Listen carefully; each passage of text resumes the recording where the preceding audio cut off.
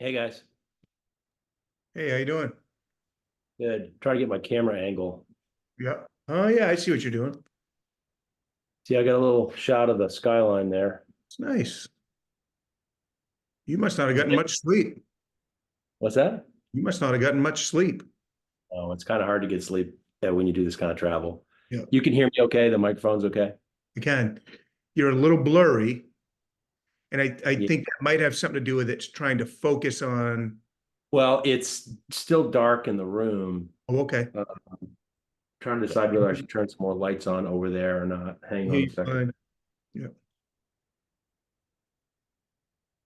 It's very precariously situated. So let me just put this down for a second. yeah, it's fine.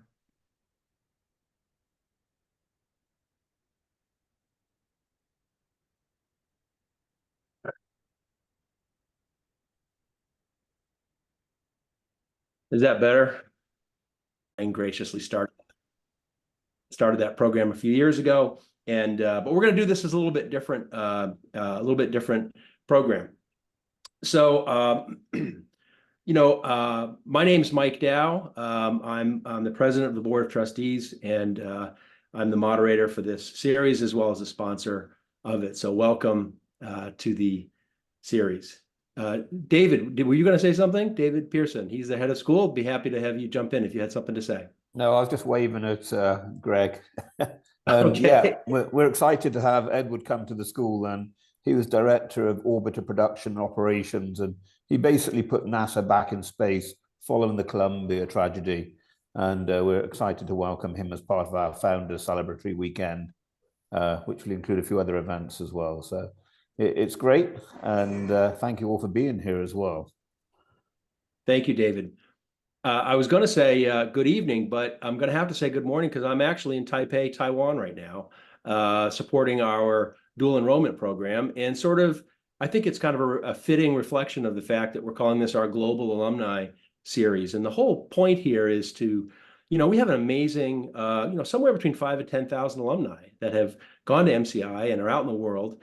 And they're not just in Somerset County, although they are in Somerset County, Maine, which is fantastic, but they're also everywhere else. And for example, I had a coffee yesterday morning with a class of 13 Taiwan alumni, Joseph Ye, and who went to MCI and had some stories about how Mr. Bertrand took care of him when he was a disciplinary nightmare, and he was very reflective about that. So it was a nice meeting, and that's kind of what we're doing here is we're trying to stitch together folks here that have gone to MCI. And as you can see in the background, that's the city of Taipei. You'll see some tower cranes there. Very vibrant city, very successful culture, very successful country. So I'm here supporting the dual enrollment program that we have at MCI, whereby we have students enrolled from Taiwan schools, and then in the summer they come to Maine on the MCI campus. So if you're around the campus in the summertime, you'll see these wonderful kids, and along with our ballet students and others on campus, we have a 365-day a year program. So without further ado, let's get started. I'd like to introduce three panelists. We have two from the class of '98. We have Jui, we have Jason Cummings. We're going to let them introduce themselves a little bit. Jui is with a gaming company in South Korea, and Jason is with an online education organization. They may describe their companies differently than I do, so let's let them do that.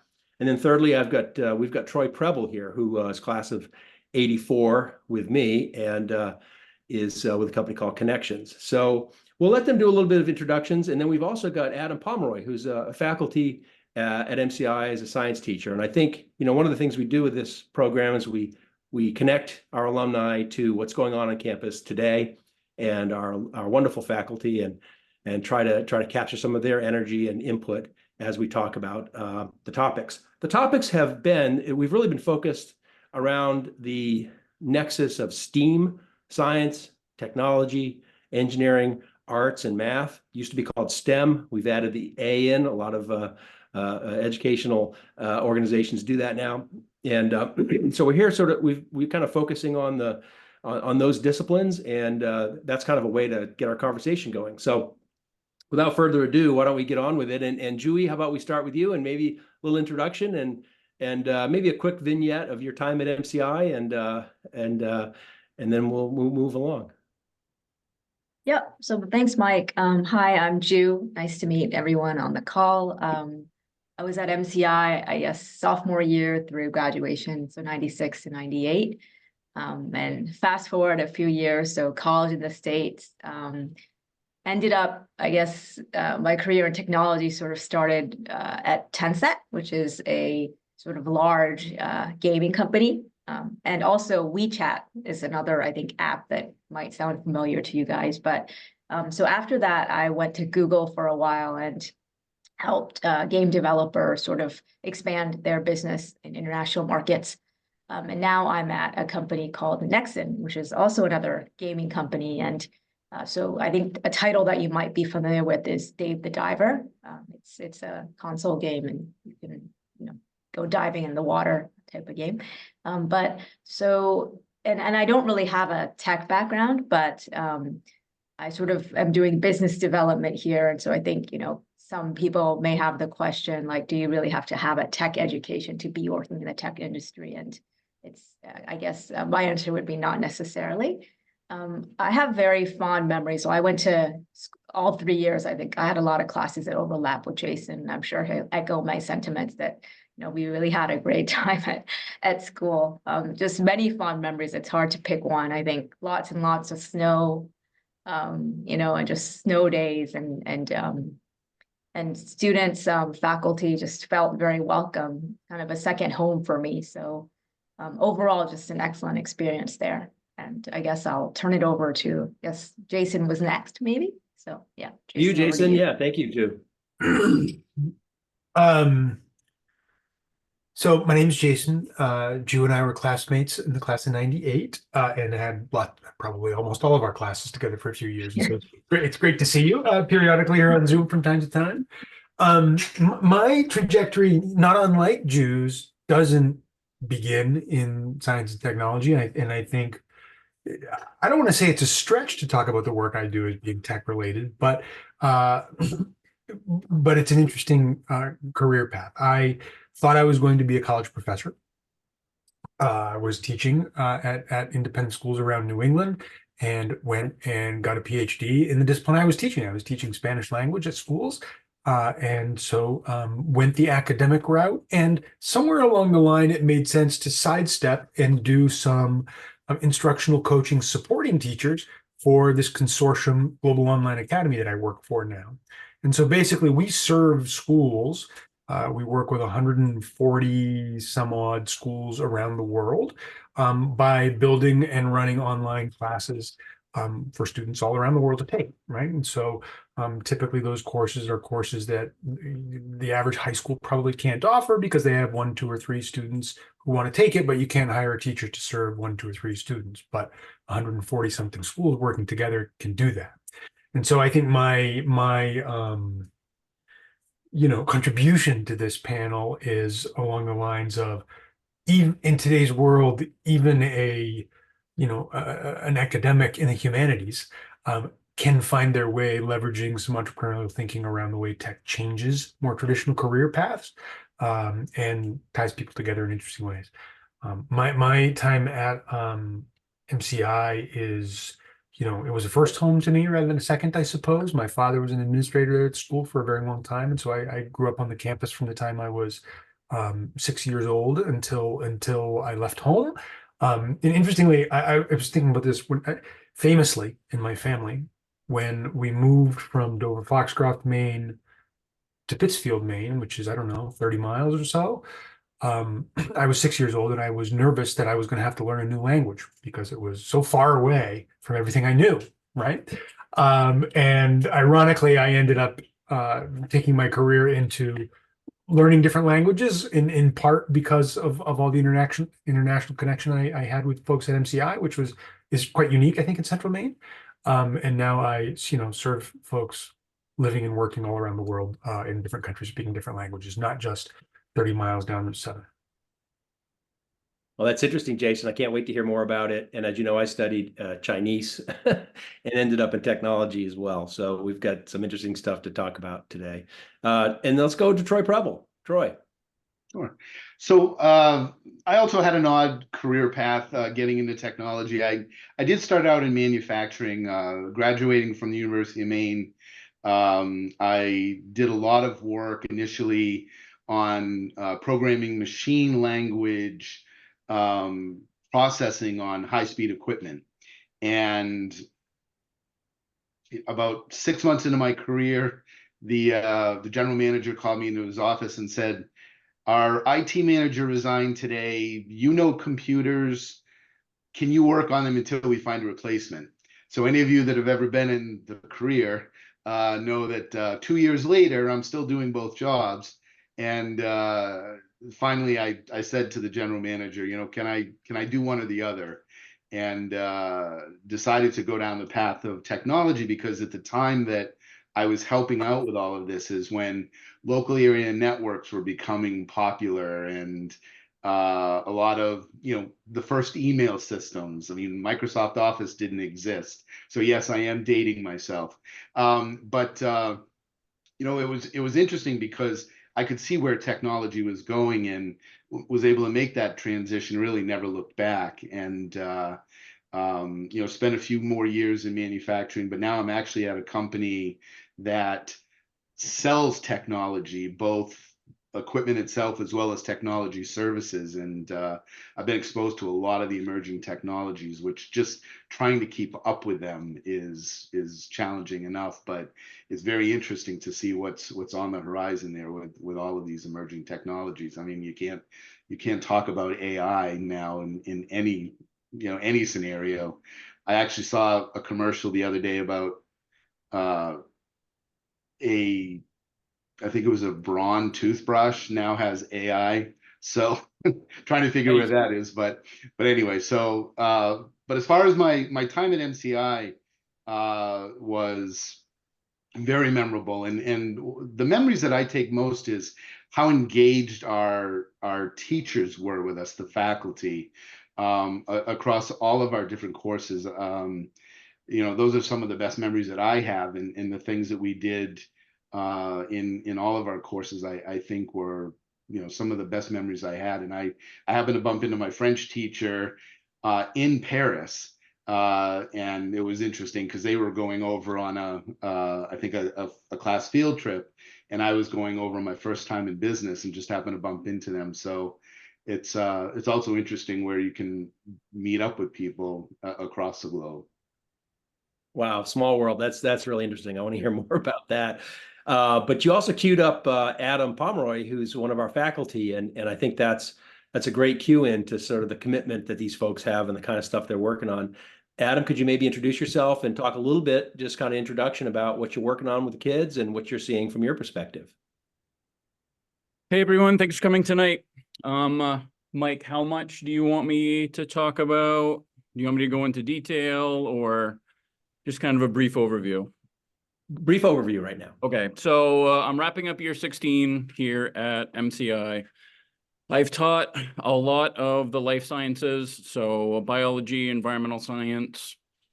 We brought back in botany. We've done some sustainable living.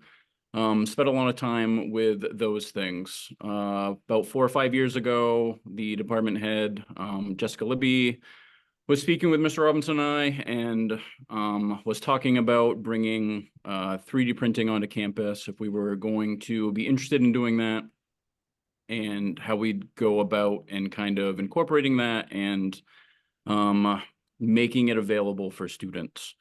So, the past 4 or 5 years, we've seen some changes in the use of technology in schools, kind of statewide. We've worked together and written some grants, have gotten some additional things. Once we get to talking more about stuff, I have a lot of things on my desk that I can show you that we're doing in class. And a lot of it is, we're open to the discussion and use of these things, and we try to incorporate it into our classes as much as we can, and not just in the sciences, but going out and working with humanities, with arts, with math, just as much as we can, getting out and kind of getting it integrated into MCI. Thank you. Well, we're going to hear more from you. I'm really excited to hear more about what you're doing.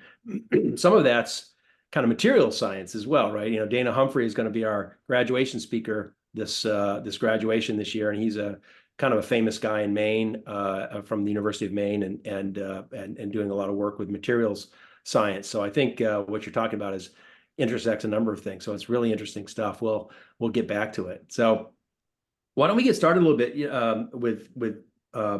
with kind of the tech conversation about what you're seeing. Maybe we'll start with you, Troy, kind of go backwards and work our way back the other way. You know, you're kind of interesting. You're in an interesting perch in that you are in a company that sells a lot of technology. Is there anything that's starting to sell in the last year or two that's started to show up as an interesting new type of technology that you guys are actually selling? Is there anything? Now you sell PCs, you sell a lot of peripherals, you sell devices. So maybe it's not shown up in your business, but I'm just curious if you started to see some new types of things selling. Well, the hottest thing right now, and again, not to beat on the AI drum, but the most requests that we're getting in our industry right now is the AI for personal use, like Copilot or the Chat GPT. You know, they're either looking for how do I use it, or a lot of folks are just saying I want it. And it's very interesting because a lot of times we ask the need and they're like, I don't know. It's just a lot of supposed to do something with it, right? Right, exactly. And so,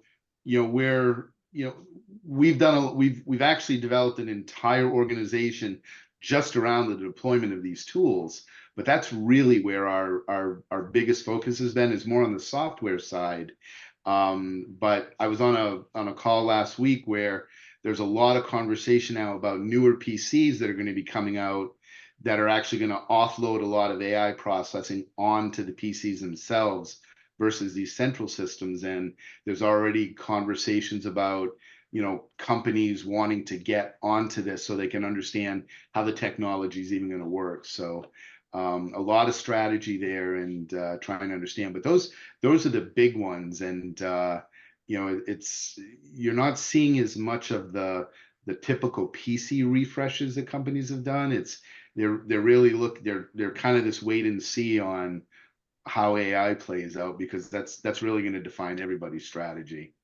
Yeah, and of course, there's some technology out there that spreads and distributes that processing across millions and thousands and millions of PCs as well, right? I mean, that's where some of these engineering things are coming in, is to sort of take a program and have it generated across, all these home computers there for processing, right? Right.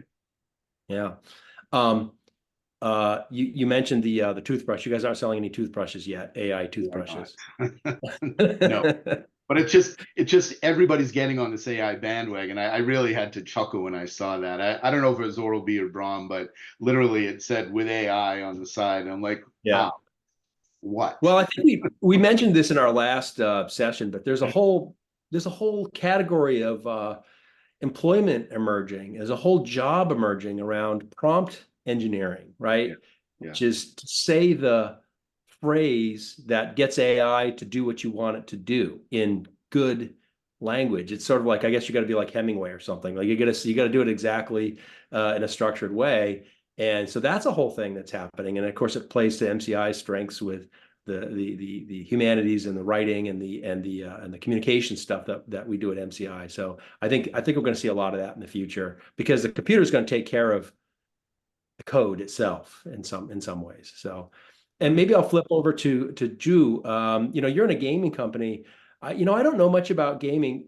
You may or may not know that MCI has a very strong esports team. So there's a lot of interesting stuff going on there. When you come to visit, you'll have to see the kids doing it. It's really fascinating, and they have big competitions. A gaming company's not. It's a really different kind of tech company, isn't it? I mean, you guys are very very much an entertainment company in some ways, wouldn't you say? Yes, but I think just going back, since Troy also talked about AI, I think if you look from a gaming company, AI is also quite widely used. So if you're making a game, like you have to draw a lot of the graphics. But if you use technology like generative AI, then you can actually have machines punch out. If you can train them well, you'll actually save a lot of time and manpower to actually make the graphics.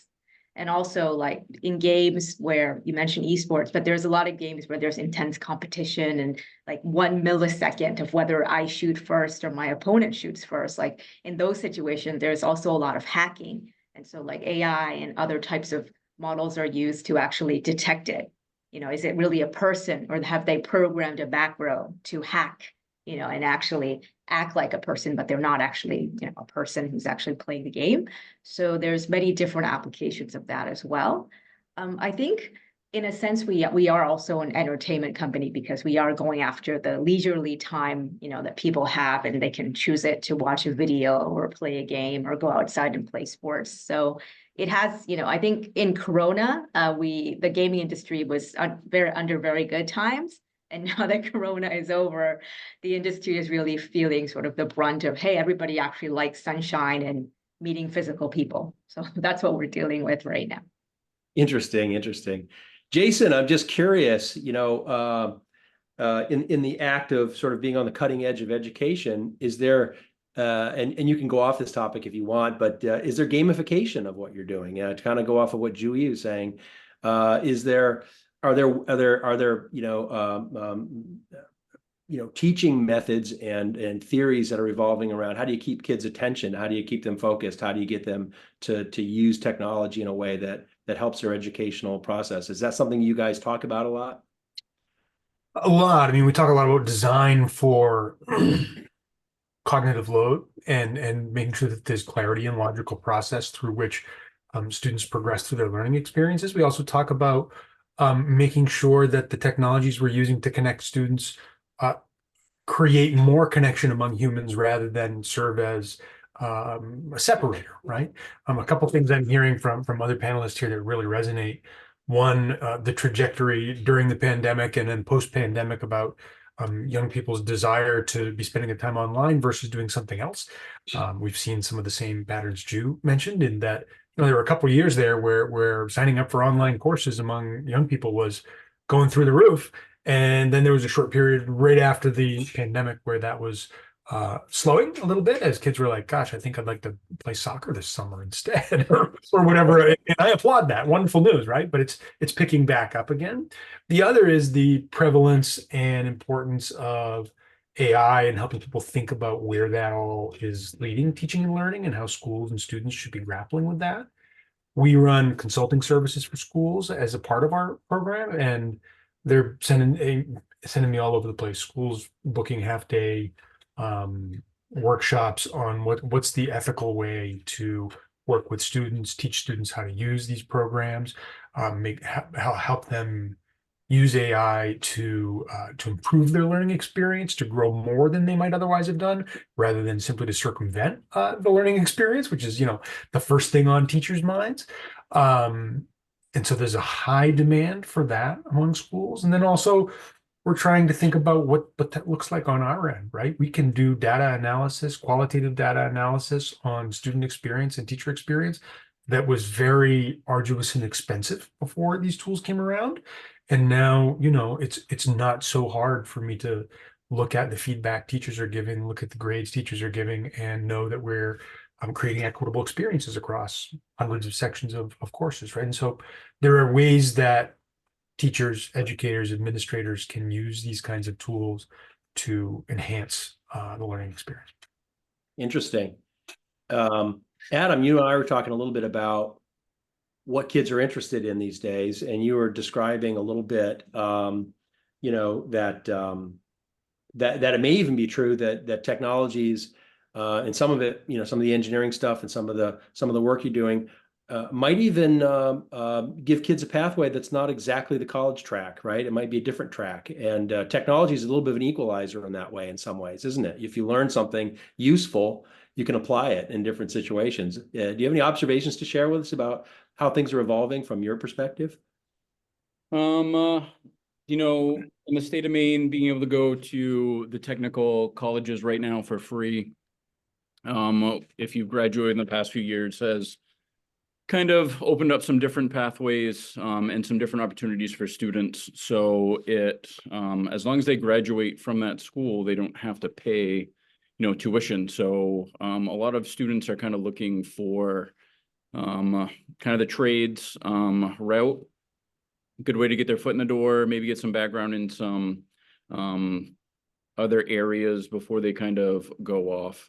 I do have a lot of different students, in my classes. Not everybody is, always excited to be in the classroom all the time. So the more kind of hands-on stuff that we can do, and I'm sure other teachers see this, in other areas, typically the more engaged students are going to be. So when we go out and talk to some schools, or when we go out and talk to, some people, what are you looking for in a student, or what are you looking for in someone that's applying?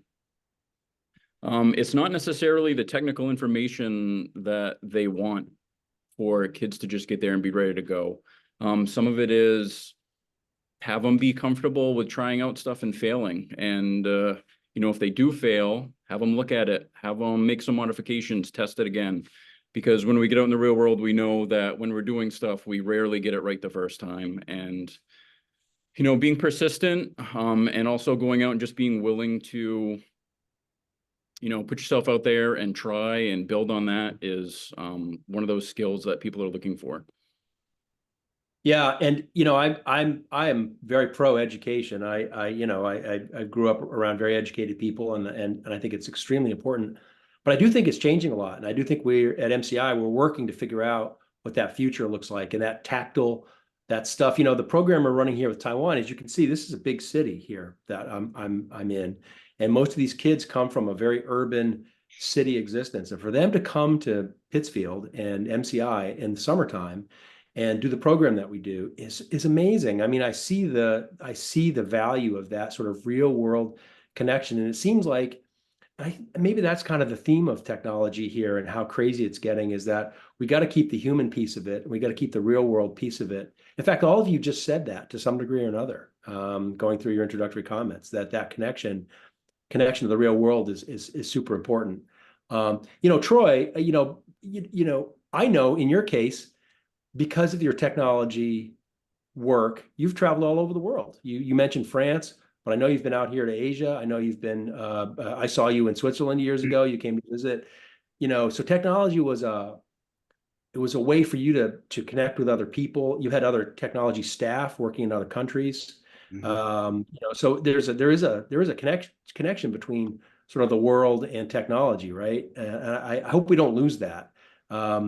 How was it different for you? Was it really different to sort of work with technology, staff, technology people in other countries? Well, it's interesting because one of the things, obviously in hindsight is culturally, you need to understand how the different countries work, in a lot of how the people engage, how they interact. And I think that was one of the things I really took away from most of my time overseas, was understanding how to best engage with people. And it would vary from country to country. There were some individuals that were very confrontational, and that's how they do their jobs. And there are others that were, I would almost say, passive, where you say, can you do this? And they would say yes, knowing full well they could not do it. And you'd have to, over time, I learned how to deal with that. And you just have to change your approach for the different folks. And but it was a fantastic experience. And I'll add one more plug for MCI as well. During my travels, I actually met Lisa Parati in Singapore. We had dinner together. I happened to see her on Facebook at one point, and I reached out and we got together. So that's my longest distance MCI alumni meet that I had. But it was fantastic to really travel to these different countries and really learn about the local cultures, and it was very enjoyable. Well, I understand that she's in the wine business, so I hope to get her on one of these panels. I got to figure out how that intersects with steam, uh, but anyhow, and Ju, you've been a technology person really your whole career since you left MCI. It sounds like. Are your English language skills part of how you got into these jobs? Do you speak English during the day? What's the intersection there culturally? So I think definitely like even with AI and all this like English, I guess English Chinese, you can debate which one is spoken more, but still, it is the language that in terms of business use has the most usage. So I think it definitely helped in terms of any career aspect. But I think for me, like if I just try to tie sort of the MCI experience with tech and what sort of helped me, I think MCI is unique in how many of you talked about, that experience where you feel like it's a homey, small town and you're really cared for and people, actually are invested in your future, even they don't really know you, but they're still very supportive. But then you get that sort of, people from other parts of Maine, other parts of the US and all over the world that are there with you. And I think without really knowing it, you kind of get exposed to, what's different. And at first it might be a little scary or, unfamiliar. So you don't really know how to deal with it. But then after a while, it kind of, becomes a part of you and you can accept it. And I think being different is not wrong. And I think that sort of innately, you learn that during your stay at MCI. And I think, being able to be more accepting of that difference, I think makes you grow. And because of that, I think in tech, you have sort of, I think, a wider maybe net, if a wider tolerance of being able to work with different people, and interact with people from different cultures and maneuver your way through that. And I think that's really helped me. And the technology part, I mean, not just being in the tech career, but being able to utilize that technology in work, I think makes it more efficient. You learn about other cultures, other people, I think maybe more quickly than industries that don't employ tech as much. So, in many aspects, I think the experience at MCI has really helped me sort of enter and, be able to enjoy, I guess, what this career offers. Well, I think Mr. Pomeroy, Adam, was just saying the same thing in maybe a little different way around this being willing to try something and fail at it, try something and learn. Like that kind of critical and that kind of resilience, educational resilience is going to be super important going forward.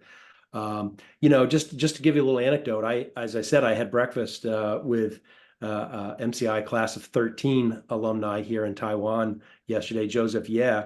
And he said, as we were talking, he said, "Oh, I loved Pittsfield." He said, just what you were saying, Ju. He was saying, if I could figure out how to work from there, of course, I got 2 kids. Well, I can't really do it, but boy, I would like to go back and just have a house there in Pittsfield, And here he is in the middle of Taiwan doing a travel tech. Actually, he's a technology guy as well. So it's the world is a very small place, and I think this mindset that you can come out of Pittsfield, Burnham, and Detroit with and MCI of resilience, confidence. If you get the right experience with the right teachers, you can really go a long way. Jason, in your world, just maybe tell us a little bit how international is your population? I mean, are you teaching across many cultures and they're all using sort of the same? Are you using this kind of Zoom technology as your core delivery? A lot. We between Zoom and Canvas and some other technologies, we is where we mostly live. Our classes are the average class has students from 7 different countries in it. And the courses are designed in such a way that they have sensitivities to students in time zones. I mean, our students are as far east as Tokyo and as far west as Honolulu. So it's something we have to keep in mind from a design standpoint all the time, as well as, the content to make sure it's sufficiently global in terms of the way it's designed. A criticism came in the other day from a student who said, I'm in this, I can't remember which class it was, but this math class has a project in it that requires me to understand how American football works. I don't know how American football works. Right? And then so that was a note to us to say, that particular project in that particular class is probably something that we need to update so that it's not a barrier for students from different cultures. And so that's definitely something on our minds. A thing that I think here is related that I've been thinking about and chatting about with a colleague recently is that there was an article in the Atlantic recently about AI and is this the end of foreign language learning, right? We're dabbling with tools at GOA that allow students to take the class in whatever language they speak, regardless of what language the teacher speaks, right? The translation technology has come that far. And I am sure we will all speak and not speak different languages using AI-enabled tools really functionally. And we've been able to play music on some kind of a device, from a phonograph to a cassette player to a CD player, for well over 100 years now, and people still learn to play the piano, and people still learn to play the violin because they find something inherently human about learning to think in that way. And I'm sure the same will be true with languages, with literature, with all of the other things that the tech will be able to do for us, but we'll also continue to choose the ones that light our fire and do them ourselves because that's what human beings do, Yeah, yeah. Adam, what in your classes, you said you have some stuff to show. I want to see some things that you think could be relevant to the conversation or interesting to show people. What's your mix of kids usually? Is it a mixture of dorm students, from other nationalities, or is it mostly local kids from Maine? What's the mix, and how does that international sort of aspect of it change or impact the delivery of what you're teaching? Most of the classes, I'm going to say probably around 50-50, right around there. And by the way, Joseph says hello. He remembered you. He looked at the website and the photos, and Good. Glad to hear that Joseph's doing well. Yep, yep. The classes, some of the more fun classes that we're doing are Intro to Engineering, Physics and Sports, and Advanced Design. And in order to get into that, you have to take Intro to Design. Intro to Design is kind of just a base on getting students familiar with the 3D printers, getting familiar with Tinkercad.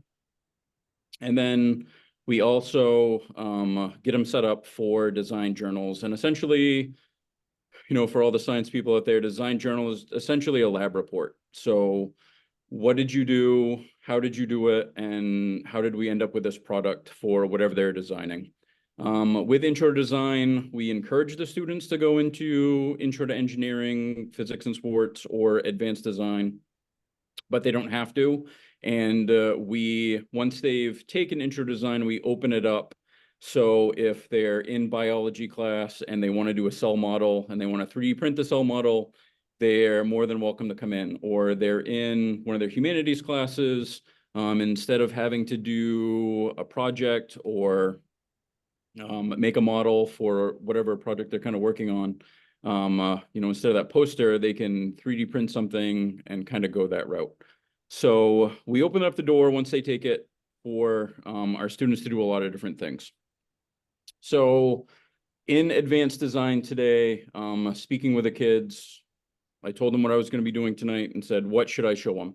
And so they threw out a bunch of things. So I grabbed some of the products. So cool. One of the parts that we do for a design journal, I know it's kind of hard to see, but we talk about our isometric sketches and orthographic sketches. This one's just a die, and then we kind of go over single stroke writing. So students kind of get used to it. So if we're doing different projects, we're all going to have kind of a same basic kind of template. And then to feed off of that, we do a fire escape plan for the buildings. This one's for CMS. The students hand draw these. So not quite technology yet, but we're kind of building there. Drew, in the background, I can see that fire flower. So one of the projects that the students do is we draw some things. So this student decided to do the fire flower. What's a fire flower? What's a fire? I don't know what that is. It's in Super Mario Bros. Oh. And you get the fire flower, and then you can throw fireballs at your enemies. So, okay, through this one, we convert the drawing to an SVG, and then we can feed that SVG into a variety of different machines that we have. So we can put the SVG into Tinkercad. There's the better version of it. And we An can, SVG? What's an SVG? it's, you take the It's a picture file and type? it's vectorized. It's a file format. Okay. But we can 3D print it. And then behind this one, we laid down some resin and gave it kind of a colored background. I have a few more examples of these. So you're connecting some dots there, right? You're connecting an interest in gaming, right? That kids might have with spatial, like learning about how to do spatial work, learning how to use tools, 3D printing. I mean, you're doing it all in that one little example. Yep, we have some other classes that kind of focus on the gaming specifically. Okay. So from there, we kind of transitioned into a stained glass kind of design. So this one was 3D printed. We tried to do thin layers on the plastic. It didn't come out great. So that's where we kind of transitioned into using resin and then dyeing the resin and getting those kind of fitted in. You know, we have the piranha plant again from Mario. This one was laser engraved onto wood, and then we kind of put resin on top of that. So these are 3D, you have 3D printers there. I think we had brought Yep. those in a few years ago, right? Yep, we have 15 right now.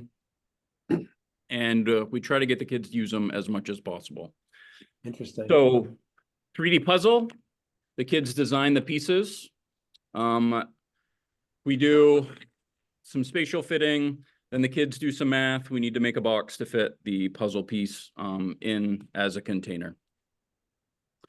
We do a lot of work with theater. So I know Addie will be excited with this, seeing one of the props. This one was a prototype. And in the play, The Adventures of Edward Tulane, at one point, the porcelain rabbit falls on the floor and breaks. So we designed one to come apart. This one has magnets on the inside.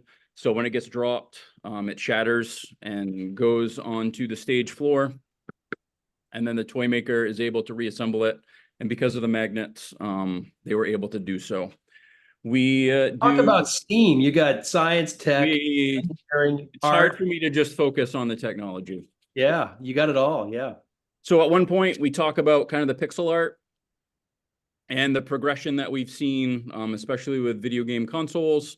You know, the 16-bit progression up through, you know, the PS5 on how much they can process and deal with.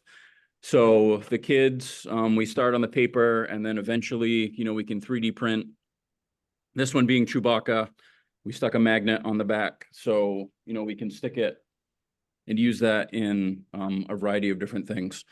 Another project that we have, we designed pumpkins for sit-down dinner. These ones we can put tea lights in, and then at sit-down dinner, they light up. The kids always get excited about these. This one, obviously the Husky head. We have MCI Huskies #1 going along the outside. We'll transition into engineering real quick. We talk a lot about geodomes. The kids do some math. They come up with the A and B chords on designing it. We transitioned on this one a little bit for a Magic Dome. And this student, Zane, good job, did it in a Connect style. So it's completely disassemble. There's joints in here. Everything fits together. He did a great job on that one.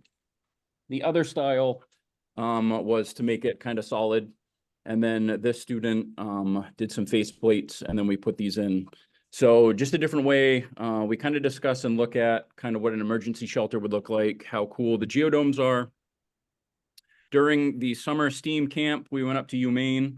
We were able to check out the huge 3D printer up there. That was pretty cool. We get a tour of kind of that whole Biggest area. one in the world, is it not? Something like that? Yeah. Yeah. It's just completely different in terms of our small ones. You know, in the winter, the rooms can get a little bit cooler at nighttime because no one's in there. And we can have some issues with warping of the plastic. But with that huge one, they actually have space heaters that they put where the print's going on so it doesn't warp and they don't have to waste so much. And it was really cool to see and have the kids kind of experience that. Wow, that's cool. Jason, I'm just curious. I mean, to kind of tag on what Adam's talking about, you were talking about this earlier, that people play the piano, still learn to play the piano. how do you, with an online, your whole company's online education, how do you guys bridge the, the virtual and the real world? How do you do that in your business? That's a really good question. When you talk about courses like what are going on at MCI that involve creating physical items and require access um, to particular software, lab space, things of that nature, we have schools all over the world. Some schools that are really, really well resourced and have all kinds of lab space that you could imagine, maker spaces and the rest of it, and others where that's not something we can take for granted necessarily. And so when courses are designed with those kinds of projects, there are always alternatives that students can pursue if they don't have access to a 3D printer, for example. And so that's always something we're keeping in mind. Another piece is that we have lots and lots of assignments based on the fact that we have students participating from all over the world. We try to leverage that fact to make it a real strength of the course.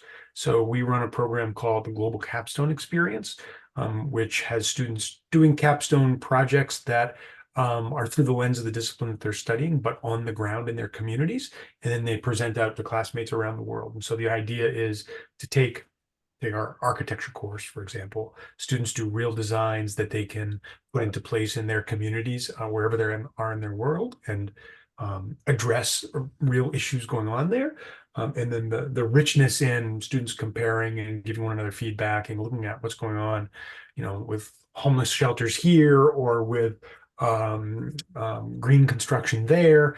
It always raises a lot of interesting opportunities. So we look for ways throughout our course design to have students out in their communities, connecting with professionals and bringing that back to share with one another. Interesting. Drew, this is a little bit different question. So I don't know much about the gaming business. So I'm going to betray my ignorance, but the fact that you and Adam both had the same sort of gaming, what do they call that flower? Fire flower? Like you knew exactly what he was talking about. He knew what you're talking about. This is a whole cultural layer that I don't really know anything about. I've never done video games.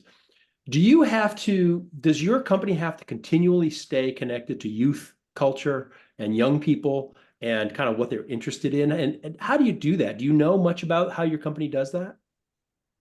Yeah, so I mean, I think so. Nexon, I think one of our strengths is actually maintaining sort of the user base that we had. So the company this year is the 30th anniversary, 30-year anniversary of the company.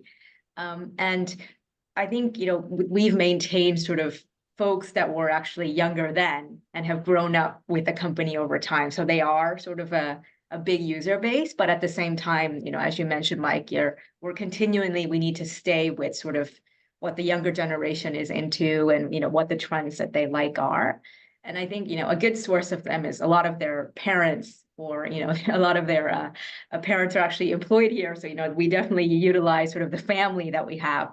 But at the same time, we also take time to provide sort of education and take care of sort of the social responsibility side of the company. So we actually, teach kids about coding and responsible gaming and sort of, invest in sort of cultivating them and making sure that they're able to participate and, make their own games if they choose to. And so we run a lot of those type of programs. And then I think more sort of, we also hold sort of like focus group sessions, or we'll actually provide test opportunities where there's a game in development, and we'll invite sort of a group of, people in their, not necessarily teens, but like early, 20s to come and play the game and give us their honest feedback. Like, is it the right look and feel? Do they feel like this is something that they would play with their friends? Because like being social and being able to connect with their peer group is another big need that teens have. Like they care more about how other people think about them, about them. So I think, we try to sort of encourage people to invite their friends to come and test together. So many different tactics I think we employ to get Yeah, that. of course, a big part of this technology stuff is those cross connections, between and among people, right? And if we lose that, I think we've lost something here. And I think we're onto something as a group here talking about it, that this connection and what MCI is doing, what Mr. Pomeroy is doing with his students is just exactly that. They're connecting the kids together. They're connecting with these things that they're interested in. and this social network is a big part of it too, isn't it? Maybe you can have the esports team at MCI help you with something. They've got quite a team there, so I'm sure they'd be interested in testing some of your games.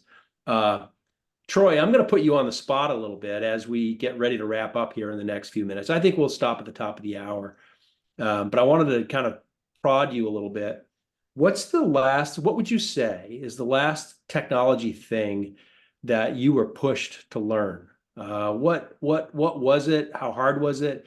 As you've gotten older, do you find yourself not doing as much tech as you wish you were? I'm just curious, what's your own personal process around acquiring and using technology? Well, that's a good question. Learning technologies, I'd say from what I've had to learn, it's probably been a few years ago because of where I am in my career, but I did a lot of database development, and a lot of that was out of learning from books, frankly. And I basically had to pick up to give you the background. I had to pick up some management of a database because someone left the organization. And while we were interviewing, I figured I might as well learn how to do this, and started learning Microsoft SQL Server literally through books. And it was really it helped me again in my career because I ultimately took over an organization that used SAP, which does run on Oracle, but the concepts are all the same. And SAP is a big business system. It runs big companies. Yes. People that are familiar with it. Thank you. But again, you learn some of these fundamental skill sets that are applicable across other solutions that are comparable. That's probably the one that that comes to mind immediately. Is I literally just sat down and read a book and started learning some of the commands. And when we hired the person that came on board, I continued to at least be able to converse with them on the technology. So I felt a little more aware of what they were doing and could at least speak with them on what they were doing, in support of the organization. So that was really probably the last technology outside of ServiceNow, another very large solution that's out there. I recently did some work there, and that was more just understanding how all these pieces tie together. Similar concept of just trying to be able to talk intelligently to the folks that I'm working with. There's a bit of a theme here, even from our last group in February, that people that come out of MCI are thinking about the technology and helping communicate what it is, not necessarily always being the people doing the technology. Although in your case, as you say, you learned it to get in and figure something out, and to support a thing. Jason's got a PhD in the mechanics of pedagogy. He knows how this stuff is supposed to work in the human brain. But he's connecting the technology and connecting how kids use it.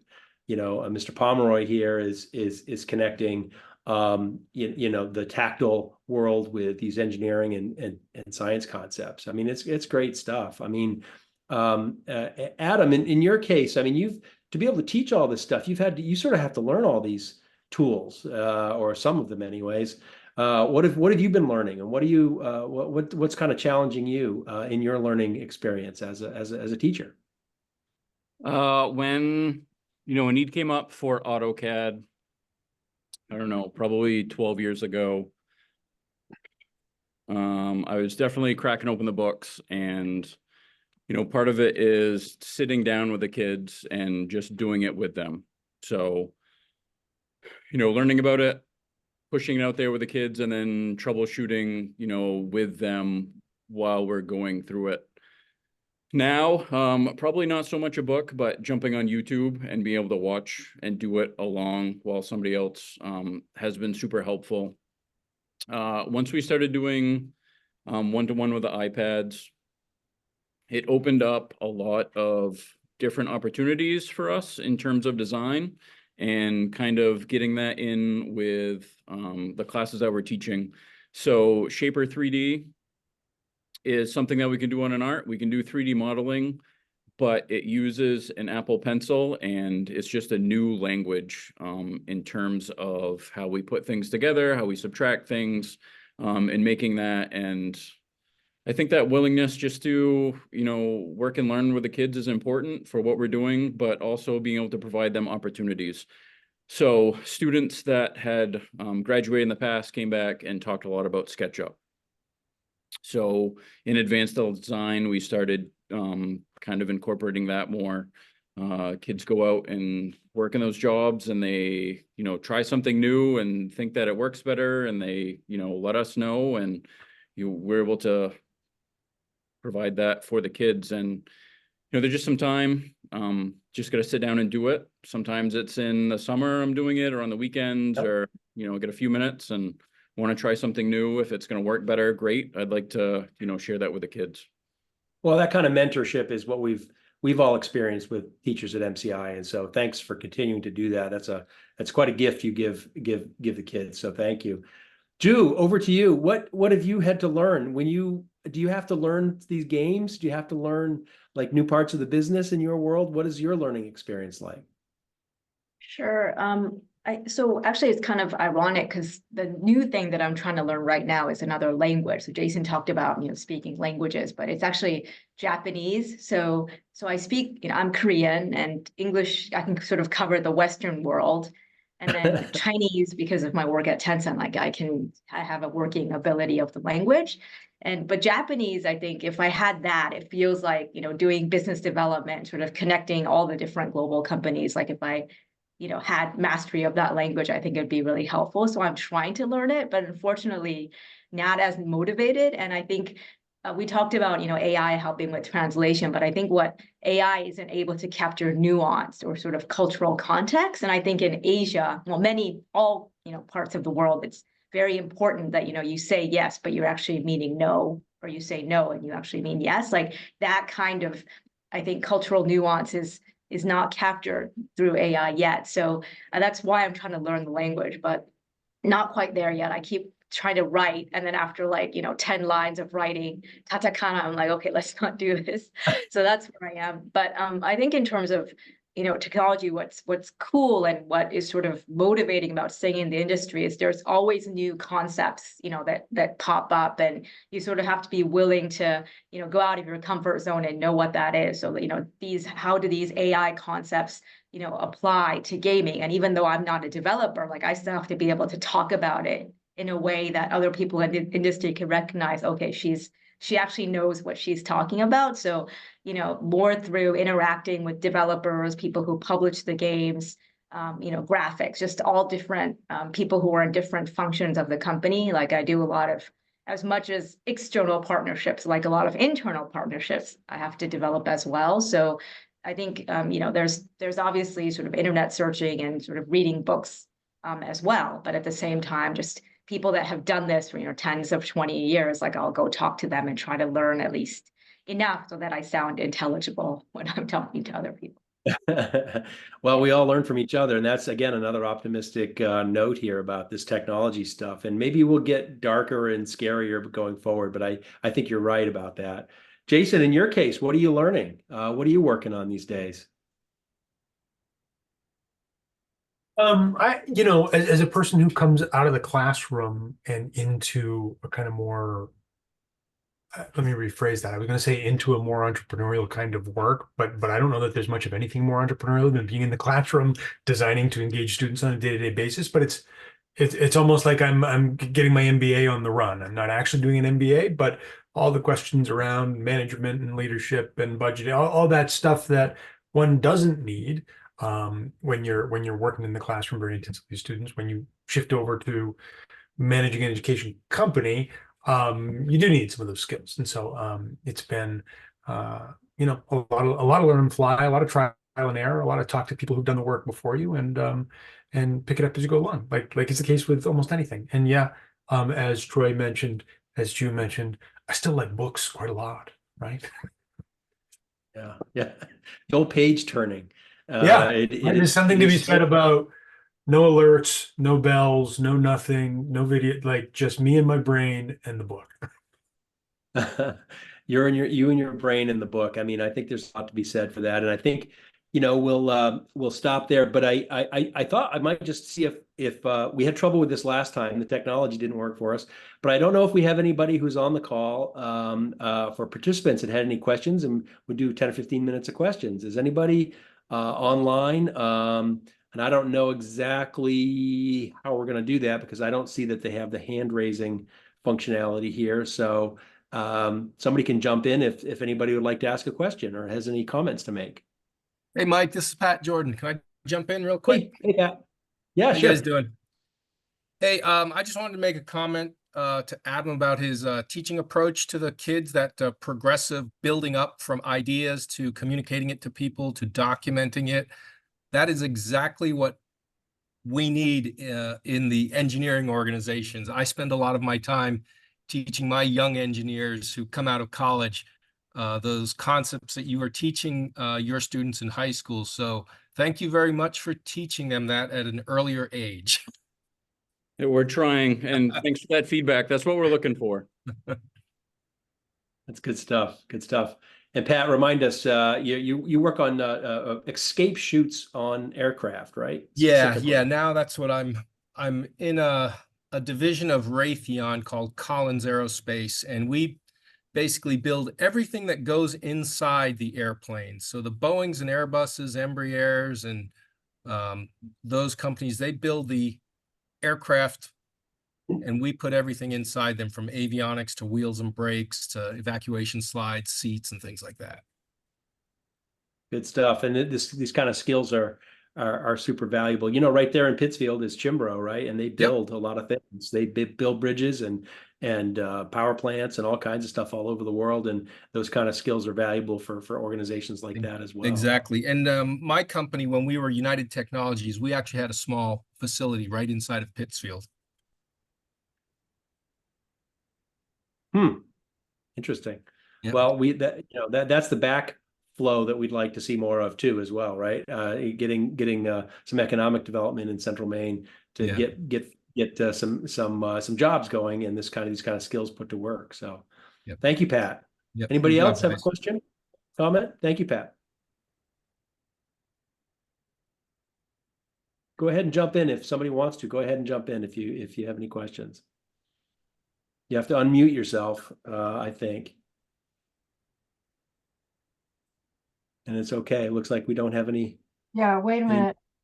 There we go. Woodruff's. Oh, hi, Jane. Oh, hi. You're reaching out to the world and connecting lots of people, and it's fun seeing some of the folks up there and hearing them speak. Has there ever been any consideration to having some of the classes at MCI reach out to the community in terms of auditing? Not that I know of. I don't know if David or Tom can speak to that. You're saying participating in some of these classes as an adult, perhaps sitting in some of Adam's classes or some other classes. Yes. Yeah. David, you want to take that one? I'm interested. I mean, one of the things that we've talked about recently here, and just a few observations as I was listening to the presentation, and Patrick, it's good to see you again. And I remember your advice about introducing project management to the school as a vital skill moving forward. But today we've got 288 students here on the campus, and we have 273 students online from 16 different schools in Taiwan, with instructors in Romania, New York, California, Florida, and Maine. So this sort of international component is really exciting, but it's also a dependency relationship that is a one-legged stool. So as we as a school look to be a business and continue to think about how we can maneuver to survive for the long term, I think internationalism and connections across the world will be increasingly important. And I'm really pleased to see the reflection here today of that mindset. We have looked at collaborative partnerships coming to MCI and perhaps utilizing some of our redundant facilities to introduce adult education. And most recently, Microsoft certification, and we're still exploring that. We do obviously have our students in our SCTC program, and we've had students go through apprenticeship programs with Chimbro. We've just had SAPI International Paper open their doors to apprenticeships, and we've just started a firefighting course with the Waterville Fire Department. So we're trying to be very reflective of our eclectic student body that is across all spectrums of interest, both vocational, academic, within some cases, some educational needs that need to be supported on a more one-on-one basis. It's very, very challenging. And one of my great fears, and perhaps this is a question to the body, is there is so much that you can do here. There are so many different opportunities that sometimes I feel the students are as thin as butter on bread, and the substance is perhaps missing on a deeper level, and they have a flavor, but perhaps not quite enough to develop that passion where they really want to move forward. And I'd be really interested from Troy and Drew and Jason and Adam, what they think about the discussion between the generalization and a little bit of everything, or perhaps more deeper studies, which is perhaps what they do in Europe. You do general studies till 16, and then you do advanced studies between 16 and 18, which really focuses you on 4 specific subjects. Is that something that's viable? Is that something that's necessary? As you look for people coming into the profession, recognizing that also one of the challenges we face is resurgence in some cases of parts of the world of barriers. It's a bit like the Microsoft open system versus the Apple closed system. There's a lot of proprietary nature to technology, and sometimes barriers and walls being thrown up, which can be a little intimidating and inhibiting to some of our students. So generalization or specialization? Anybody want to just weigh in on that? Troy, what do you think? Well, I'm pondering here because I think there's benefits to both, but I almost feel like starting with a generalization, understanding what's out there. I think a lot of times, I think the challenge that I'm hearing even in this conversation is getting kids to understand even what's available. I mean, in a million years, I would have never seen my path coming where I am today. And, I don't know the best way to expose kids to what's out there. However, if you can hone in on a passion, being able to enhance that direction and prepare them more for, what's next, is a benefit as well. So I don't know that there's a right answer to that, David. I think being able to expose folks is key, and in the same breath, if you have that opportunity, and I know that also becomes a resource issue, is how in depth can you get with within the organization to train the folks. Julie, do you have an opinion? I think Jason was ready, so let me give it to him first. Sorry. Yeah, no, I think let me think on it a little bit. All right, we'll go to Jason first. Yeah. Nice. Yeah. I bet you pulled that in high school too, but go ahead, Jason. All the time, right? Not me. I just shoe the question a little bit, David, and perhaps rather than generalization or specialization, we ought to be talking about personalization. I think probably the days of schools having as many general education requirements as they have forever and ever are I don't want to say behind us, but many schools will move away from having as many strict requirements as we always have and create more airspace for students to go deep where they have those passions. And I agree with you on I appreciate your metaphor about students being as thin as butter on bread in some cases, right? And sometimes that's because that's the system we've created for them. We've made it seem like you have to do everything, and you have to do it in a cursory way in order to be able to make economic decisions about your time. And so we get from students what we set them up for in that regard. Yeah. Yeah, and it is student dependent. As a high school student, I did 1,000 things. I wasn't ready to focus in on one thing. And I think, but later on, I studied Chinese. It took me 7 years and how many thousand hours to learn how to speak Chinese. So I'm not sure that it's like to your point, Jason, it's one size fits all, and that's the challenge. And this connectivity with the community that David's describing is also is part of that. This adult students, this Jane was asking specifically about how adults, engage at MCI. And we're in the middle of a strategic planning process at MCI that's sort of talking about a lot of this, and there's no easy answers. And we want to do everything for everybody, but we can't, right? And so that's part of the challenge. If I might bounce off Jason, I mean, this speaks to one of the discussions we're having at the moment about graduation requirements. We have a very high number of graduation requirements comparative to other schools in Maine, and in fact, in most places, whether it be peer town academies, private schools, or simple high schools.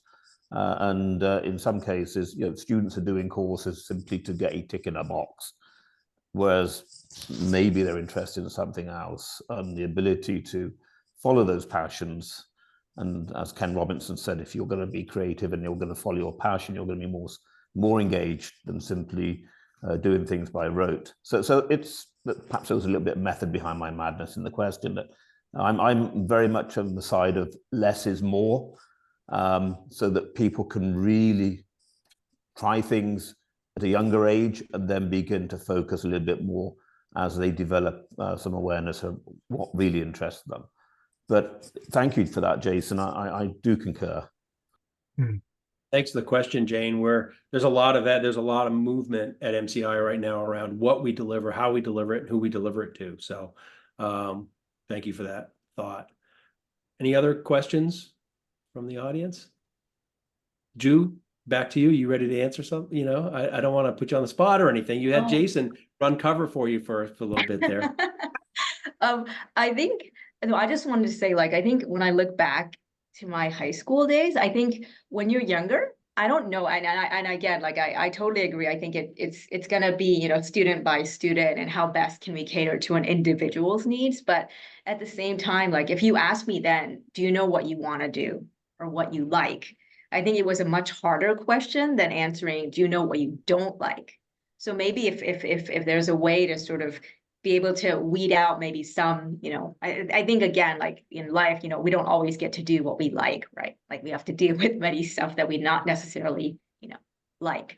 But, if there was a way to sort of have an opportunity for the students to figure out their way, and I don't know if, generalization or specialization is the right answer to that, but, the more opportunities to give that to students. And I think technology really it might necessarily give you an answer, but it opens more doors for you. So things that you would have to go to a country and to understand or to learn about, now, through computer or through other technology, we're able to access that and know what's out there. And I think just bringing that opportunity to the students, whether it's 3D printing that, is provided, or the other classes where kids get more hands-on experience or read about it, through the internet. I think that window is great. And I hope that, MCI can continue to provide that for the students that come in. Well, with this alumni network as well, that's another piece of this is we have this network of thousands of people that went to MCI that are out in the world doing things. And we want to encourage more of those connections. And as students get into high school and college and even beyond, we should try to create some leverage points for them with our alumni network all over the world. So that's the thing that I'm trying to engender here with some of these conversations. So we had one more question from Min Ho. Did you have a question? And then we'll finish on that question. Oh, hi. Can you guys hear me well? Yes, we can. Thank you. Okay. So basically, with the same question that you Jan have raised up. The thing is that I was currently work at Yale University, and actually I able to train multiple high school student from Choate Rosemary High School, which is ranked third of entire United States. So why I look when I look into the program, and when I see how the student at that school was actually mentor was actually that it's very individualistic in that term that every student will have their own path of how they want to pursue in the future. Basically, like for the kid that like I trained last summer, like I was asking him like why you chose to do the summer internship here at Yale, and he said, "Oh, I just want to have some gain insight in this biotech and stuff, so that I can become make my own company and I want to get rich." And I asked like, what you think that gonna actually prepare you for it? And then he showed me a list of like course and stuff. It's actually very personalized.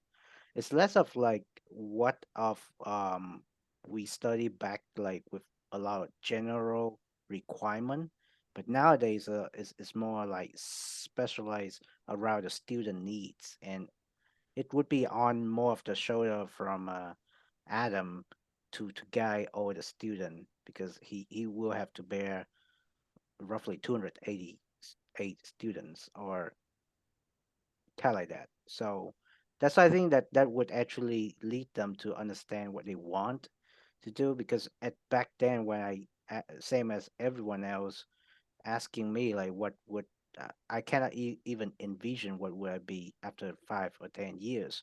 But if you actually provide enough like capability for the student to figure out that if they want to go to into gaming industry, coding, or esport, or biotech science, or politics, or anything like that, the more you're able to generate that curiosity like earlier in their age, the better they will able to harness that advantage, and then they will go directly to where they want to go. Because well, some student they work at Yale, but they might not get to Yale, but then they get to a much better school than what they presumably if they don't have a target for it. So one of the key thing that when many student I saw they take away from when working in our environment was that they prefer to aim high, shoot low, and always target for the low hanging fruit, which meaning that like they have a very high target aiming, and whenever what happened, what the outcome, they always actually perform much better if they don't have a set goal of target. So if MCI able to enable the student to know what they want to do early in life, like even just like at 15 or 14 years old, then that would like you done 60 or 80% of the job as the I think as part of the teacher. That's just my opinion on the matter. Well, thank you. I appreciate your input, and as testament by these alumni that we've got here, Troy, Drew, Jason, and with our faculty, Adam, we have a history of delivering the goods. We've got some wonderful, successful alumni out there in the world, and we've got some successful students coming through. And on that positive note, we'll wrap it up for the night and or for the morning. Hey, Mike. Getting ready for the day here. Mike, it's Caroline Mutter. Can I just jump in real quick? Because Sure. I think it's useful for I thought this was excellent first off, and thank you all for doing it. Thank you for leading it, and Sure. thank you for faculty for taking the time to do it. What I just wanted to jump in and comment on are some of the, I almost call them mistakes, if I could, with the Andover, Exeter, Choate, Hotchkiss models, in comparison to what I think is important for MCI. I think a lot of these extremely high elite boarding schools, they're looking to manufacture students who can go into the Ivy Leagues and have sort of a predestined idea of what they think they want to do, and that they can be able to show up and deliver to what the faculty at those institutions need. When I think about what MCI gave me and what MCI can do well is exposure. And that I think is unique. And I think you guys are striving to accomplish that right now. So when I think about exposure, it is about saying to students in the 9th grade, here are a plethora of different opportunities that you can strive for, and they could be very, very varied across the board. And I think that's the important mission, given the technology that we have today and the exposure to being able to explore them. So if we could just embrace the concept of giving our students at MCI a access to understanding what's out there through their alumni, through the internet and so forth, it's not so prescriptive on how we're teaching them, but just leading them and guiding them in choosing the path. So I think and I'll close on this statement. I think it's important not to try and be contrived on what we're looking to achieve, but creating opportunities for them to know what exists beyond the walls that we live in Pittsfield and MCI. And I think those that did it for me served me very well. And I think that the recipe is not that different today than it was, call it 30 years ago. Well, thank you. That words well spoken. And I would add to that. I'll close with this. I had breakfast with a Taiwanese student here yesterday in Taipei City who went to MCI, and one of the biggest learning experiences he had at MCI was the fact that he had never interacted with students from mainland China before, and he's a Taiwanese student at the time. And so that interaction and conflict exposed him to something that he's had to manage the rest of his into his adult life here. And he has businesses in mainland China now, and he has things that he learned at MCI about how to handle the cultural difference between Taiwan and China. And that happened at MCI, 10 years ago for him. So the exposure, both academically, but also interpersonally and socially is all part of that. So thank you, Caroline. Appreciate that. And thank you, everybody. And we're going to wrap it on that. And we appreciate everybody's involvement, and look for the next one in the series. We haven't decided the date yet, but we'll be doing it again soon. So thank you, everybody, and good day. Thanks for coordinating everything, Mike. Good job. Thanks, everyone. Take care.